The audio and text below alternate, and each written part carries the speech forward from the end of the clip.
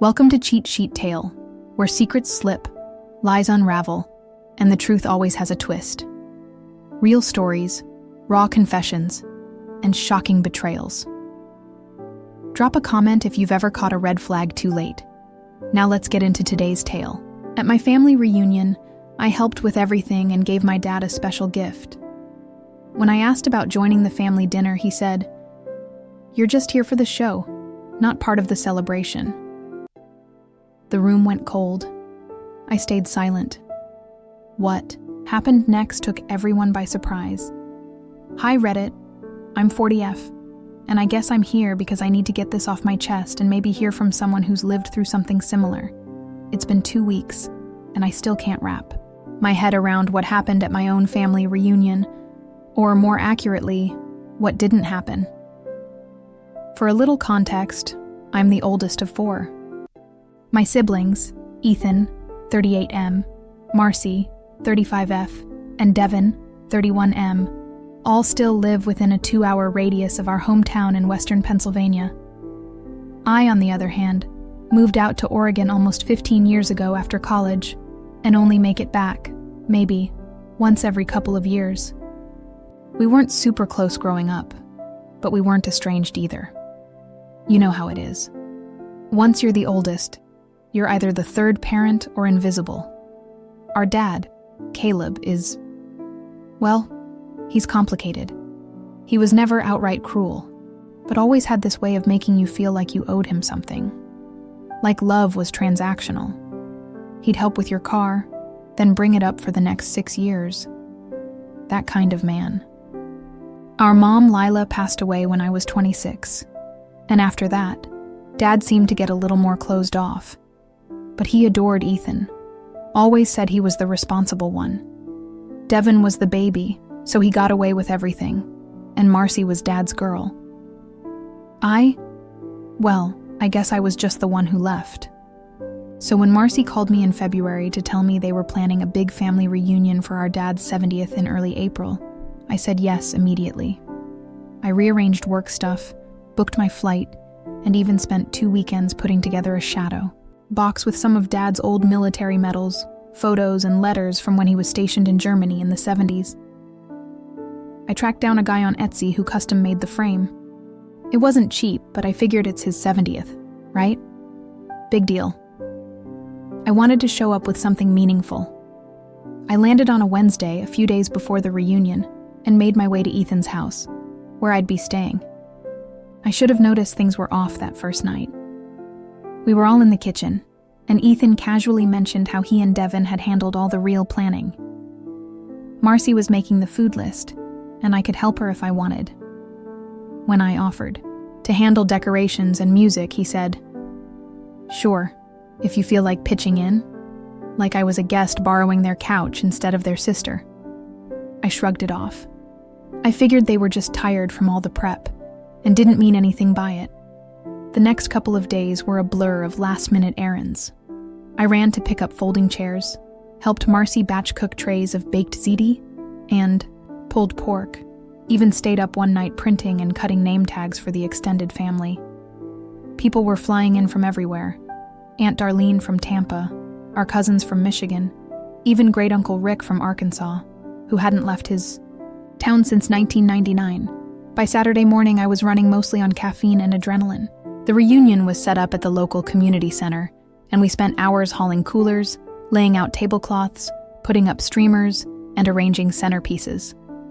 I probably moved 50 chairs by myself, while Ethan barked about the thermostat and Devin complained about the music being too old-timey. I kept checking in with the box I made for Dad, which I carefully wrapped and kept tucked away under a cloth in the main hall. I wanted to give it to him after dinner when everyone was seated. Make it a little moment, you know? Around 4 p.m., guests started rolling in. It was loud, chaotic, and full of awkward hugs. Wow, look at us. I hadn't seen half these people in a decade. I got a few polite conversations, but it was clear most of them gravitated toward my siblings, especially Ethan. He wore that look of subtle pride, like a lawyer welcoming his constituents. Then came the speeches. Ethan gave a little toast. Devin told some jokes about Dad's grumpiness. Marcy did this emotional bit that had everyone misty-eyed. I clapped along, waiting for the right time. I thought, maybe they'll invite me to say a few words too, but they didn't. After the meal, while people were mingling, I quietly handed Dad the box. He opened it slowly, and for a second, I saw something flicker across his face. Pride? Regret? Then he cleared his throat and said, "Well, would you look at that? Real nice." That was it. No announcement. No, "Hey, look what my daughter made." Just a quick nod and a muttered thanks before he set it on a side table and walked off to talk to Aunt Darlene about his new recliner. I should have expected that. I should have known. But what came later is what still replays in my head every night. The hall had mostly emptied out by then, and people were slowly filtering to the other side of the building, where the family-only dinner was being held. A smaller, more formal sit-down meal Dad wanted with just his people. I assumed I'd be going too, since, I'm his daughter. I helped plan this. I brought a gift. I'm family. I walked up to Ethan and asked casually, "Hey, should I help move stuff to the dining room?" He glanced at me, then at Marcy and Devin and said, "And I'll never forget this. You're just here for the show, not part of the celebration." The air snapped. I didn't know what to say. Everything went quiet. Even Marcy blinked, like she couldn't believe he actually said that out loud. But no one corrected him. No one told me to come join. No one said a word. I'm not sure how long I stood there, staring at Ethan, my mouth dry. The words he just said echoed in my mind, and for a moment, I honestly didn't know how to react. It wasn't just the words. It was the way he said them, like he was stating some obvious fact, as if I didn't belong in my own family celebration. I felt the blood rush to my face, but I couldn't get anything out. My throat was too tight. Marcy was the first to move. She shot me a glance, but it wasn't a sympathetic one. It wasn't even an apologetic one. It was like a look that said, "You know this is true, don't you?" She just turned away and led the group to the dining room, following Dad. Devin did the same, giving me this little half smirk as he walked past. The same smirk he'd worn back when we were kids, and he thought it was funny to steal my stuff or make fun of me for being the serious one. I stood there, alone, in the quiet hall for a moment. The low hum of conversation from the other room barely reached me. It was like I wasn't even in the picture anymore. The weight of Ethan's words, of my siblings' indifference, was like a slow leak draining all the color out of the room. I couldn't even bring myself to pick up the box with Dad's gift in it. I wanted to scream. I wanted to lash out. But all I could do was stand there, frozen, feeling small and invisible. I took a deep breath and walked to the side, away from the table where I'd been setting things up. Earlier, I needed a minute, just a minute, to gather my thoughts. My mind was a blur. How had I misread everything so badly? Was I just imagining things all these years? I thought I was making an effort. I thought I was doing something good for the family, something that would make my dad proud. But it seemed like that effort didn't matter at all. It's hard to explain, but there was this sudden weight that pressed down on me, like I was no longer seen as part of the family. It was more than the reunion. It was like they had written me out of their story, and I hadn't even realized it until that moment. I had to take a few more breaths to stop my hands from shaking. It didn't make sense. Why would Ethan, the one I thought I could always count on, say something like that? I'd been the one to step up during the tough times when Dad was in and out of the hospital after his heart scare a few years ago. I was the one who made sure everything was taken care of when Mom passed away, keeping the house running while they all carried on with their lives. But none of that mattered to them, did it? Not if I wasn't there to play my part like they wanted. I glanced back toward the dining room. The door was half open, and through the crack, I could see the long table, set beautifully with the family gathered around. There was Dad, sitting at the head, looking just as he always did in family photos, proud, stoic, and completely unaware of the cracks in the walls. I wasn't going to beg to be included. I wasn't going to grovel for a seat at that table. But the sting of Ethan's words still burned, and I wasn't about to just let it slide. It was then that I saw it. A familiar face walking past the hall, half hidden in the shadows. It was Aunt Susan. She's Dad's older sister, and though we've never been close per se, she's one of the few people who always seemed to treat me like I mattered. She had this sense of warmth about her that no one else in the family seemed to have. Maybe it was because she didn't live in town and wasn't as involved in the day-to-day. Maybe it was because she could see through the facade that my dad and the others put on. She stopped when she saw me standing by the door. Her face softened. "Hey there, hon," she said, her voice gentle. "You all right? You all right?" And even try to hide the frustration. "Not really," I admitted. I wasn't sure what I was expecting from her. Some kind of reassurance, maybe. But when she met my gaze, there was no surprise, no shock. She'd seen it before. She knew exactly what was going on. "You know," she said, leaning in slightly, "I don't know what's been going on with Ethan and the others, but they're all a little messed up right now, especially with your dad. He's not the same as he was when your mom was around."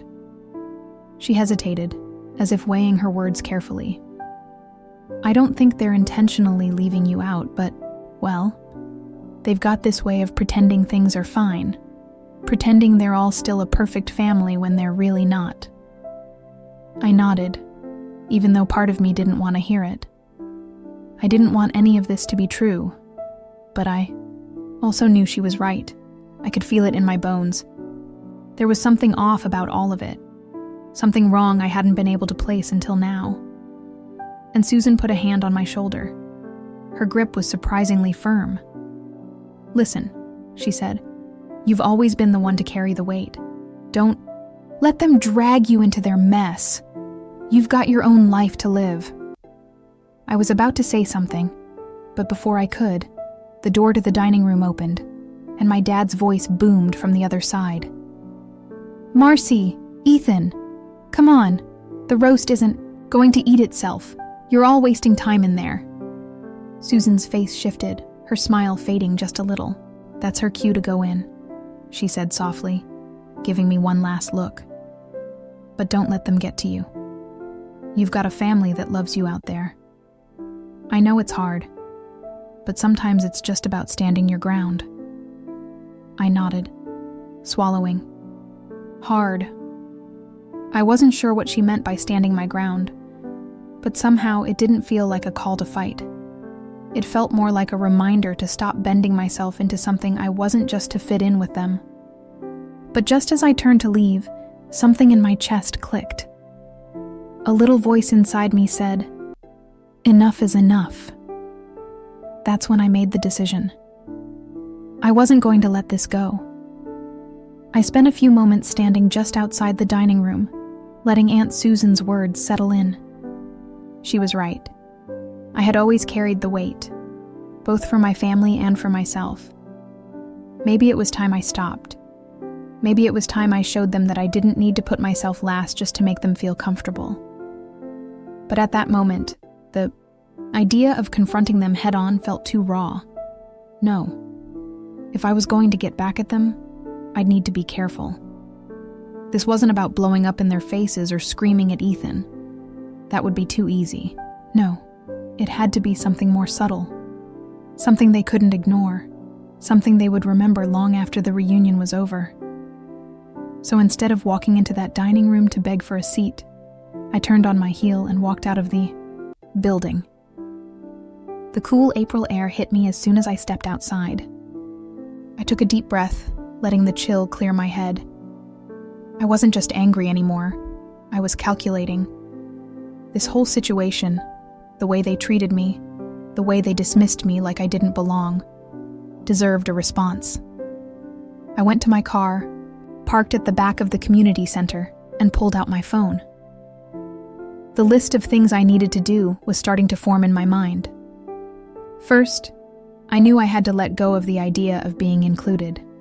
That table, it wasn't mine. I wasn't just going to sit there and play the part of the beautiful daughter they only remembered when it was convenient for them. No, this reunion was theirs, but I was going to take something from them, something they didn't expect. I opened my messages. There was a text from my coworker in Oregon, Carla.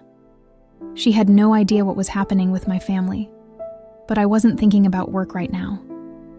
I quickly scrolled to the group text I'd set up with my siblings the week before I left for the reunion. It was mostly logistical stuff, where we were meeting, what time everything started, etc. I hadn't paid much attention to the tone of the conversation earlier, but looking back, it was pretty telling. Marcy had texted, "Can't wait to see you all. It's going to be such a blast." The overenthusiastic exclamation points should have been a red flag. Ethan's response was colder than usual. "Yeah, we'll get it all set up. Don't worry about it." Devin had just posted a few emojis and something about how much he loved the family, but now, standing outside that building, I realized something. Ethan had been orchestrating this reunion from the start. It wasn't just about celebrating Dad's 70th. No, this was about them. This was about keeping the spotlight on Ethan and the others, about positioning themselves as the ones who really mattered. They didn't need me, and as much as it hurt, I realized I didn't need their approval anymore. That's when I decided to start with the quiet part of the revenge. I opened up my text thread with my siblings and typed, "Hey everyone, just wanted to say how much I appreciate all the hard work you've put into this reunion. I know things were hectic, but I think it's been amazing so far. I've been thinking a lot about how much I've always tried to be there, and I know I sometimes get lost in the background of things. That's fine, honestly. But after today, I've made a decision. I'll be heading home tomorrow. I know it's a small gesture, but I want to make sure Dad knows I didn't forget him. I left a little gift for him on the table, some photos I dug up from his military days. I hope it means something to him." I stared at the screen for a few moments, weighing my words carefully. I had to make it sound like I was stepping away with dignity, like I was making a choice for myself. Not out of spite. I was going to leave, but I was going to do it on my terms. I had sinned. And then I sat back in my car, the quiet of the evening pressing in around me. I didn't feel relief yet. What I was doing wasn't about feeling better in the moment. It wasn't about getting the quick rush of making them regret what they'd said. It was bigger than that. This was about long-term consequences. I stayed outside for a while, watching the sun dip below the horizon. It was getting late, and the light from the community center was starting to dim. And that's when I started, making my second move. It was time to take the gift I'd spent so much energy on, the one I'd given to Dad earlier, and use it against them. I didn't just want to be overlooked in the moment. I wanted them to feel the weight of how little they valued me. I wanted to show them that I wasn't going to be the silent one anymore. I went back into the community center, making sure to slip in unnoticed. The door to the dining room was still ajar, and the buzz of voices from inside filtered through. My siblings were probably still enjoying their family-only dinner, laughing, eating, and pretending everything was fine. I made my way to the side table where Dad's shadow box still sat, untouched. I hadn't expected him to make a big deal out of it, but I sure didn't expect it to be ignored entirely. The box had been placed off to the side, like a forgotten trinket, a relic from a time that no longer mattered. I picked it up carefully, making sure not to disturb anything around it. The metal frame caught the light in a way that made the edges gleam. It was small, but significant. I could feel the weight of it in my hands. This was the moment I'd waited for, the moment where I took back control, where I proved to them that they couldn't just write me off without consequences. I didn't leave the box there like I had originally planned. Instead, I took it, back to my car, placing it in the passenger seat. I didn't need to explain myself to anyone anymore. The real punch would come tomorrow. Tomorrow, when they'd see it gone. When they'd realize what I'd done, that I wasn't just going to let them forget about me. They would have to face it. Face the reality of their indifference. They would have to wonder what happened to the one person who always gave more than they took. And that's when I knew they'd start to feel the consequences of their actions. But the most satisfying part? They wouldn't even know it was coming until it was too late. The next morning, I woke up early, my mind still running through everything that had happened the night before.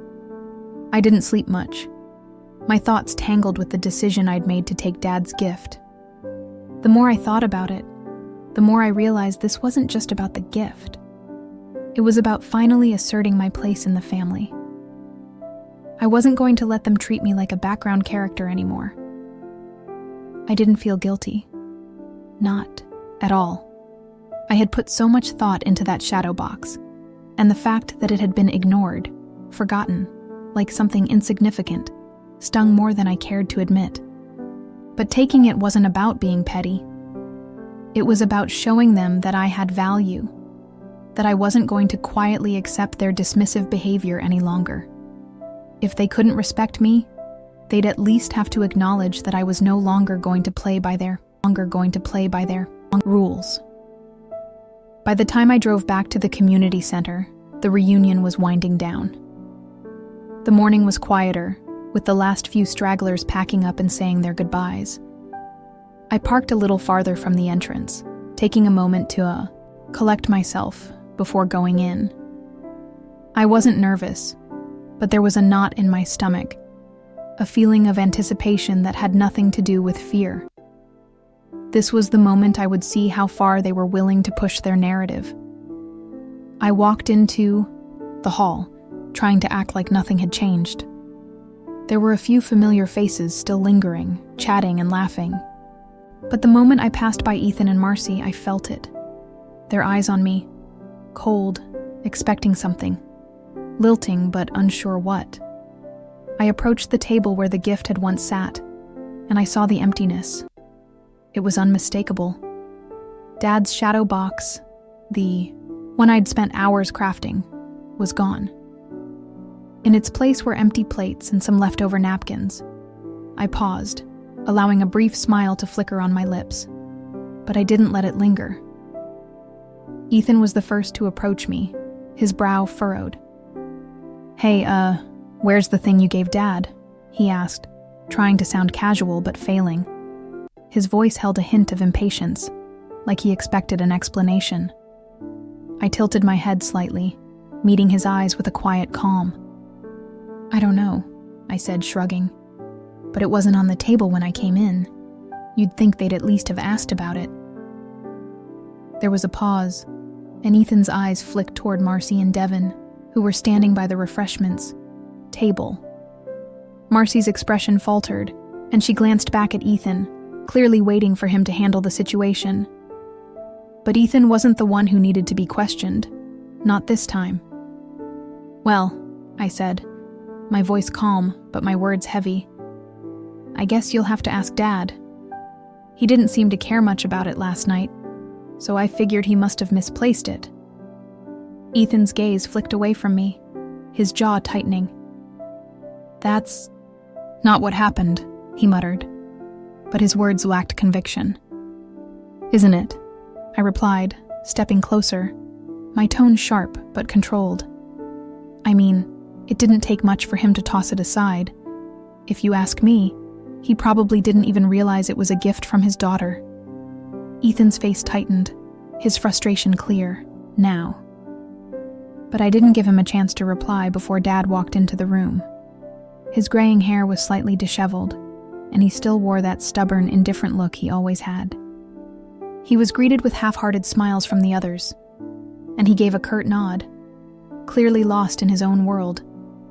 But when he saw Ethan and me standing near the table, a flash of irritation crossed his face. "What's going on?" Dad asked, his voice raspy but loud. "We all ready to head out? Everything packed up?" Ethan hesitated for a moment, then said, We were just wondering about the gift that Hannah gave you, Dad. The one with the photos?